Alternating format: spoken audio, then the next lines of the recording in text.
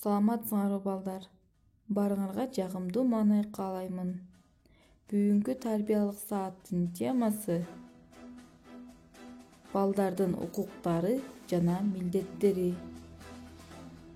Сабактын максаттары: окуучулар балдардын укуктары, милдеттери жана балдар укугу тууралуу билишет. Окуучулар билгендерин эркин айта алышат, балдардын милдеттерин жана укуктарын эркин жайылта алышат. Окуучулар бири-биринин эркиндиги менен укугун баалоого жана урматтоого тарбияланышат. Укук деген эмне? Мыйзам бул эреже мамлекет тарабынан каралат. Биздин өлкөнүн мыйзамы Конституция. Кыргыз Республикасынын Конституциясы 1993-жылы 5-майда кабыл алынган. Конституцияда элдердин укугу жөнүндө жазылган. Укук бул адамдардын жашоосундагы эрежелер. Укуктарыңар мамлекет тарабынан корголот жана адамдардын коомго карата мамилесин аныктайт. Балдардын укуктары: бекер окууга, медициналык кароого, ар бир бала эркин жашоого, бирөөлөрдөн зордук-зомбулук көрбөөгө, жеткиликтүү тамак аш суусундукка,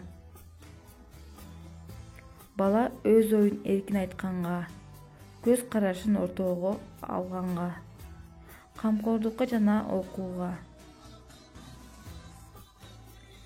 эне тилинде сүйлөөгө, өз динин кармоого, камкордукта, коргоодо жашоого, бактылуу балалыкта жашоого укуктуу. Милдет деген эмне? Укуктан тышкары милдет дагы бар. Милдет тынымсыз аткарылуучу милдеттүү иш-аракеттер.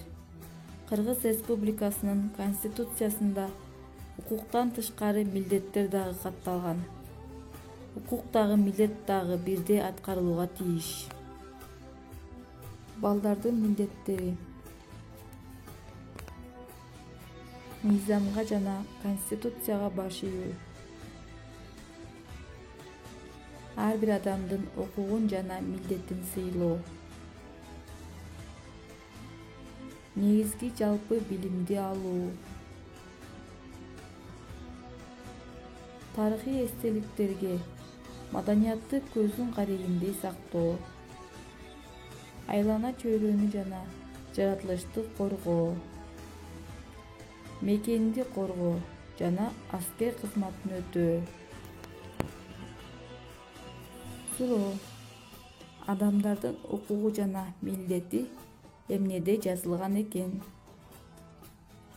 Кыргыз Республикасынын Конституциясы кайсы жылы кабыл алынган экен? Конституция эмне үчүн керек?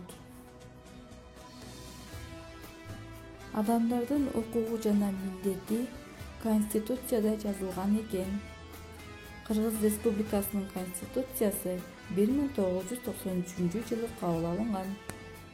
Конституция адамдардын укугу жана милдети жөнүндө билиш үчүн керек. Демек балдар, бүгүн биз сабакта Конституция, укук жана милдет жөнүндө кененирээк маалымат алдык.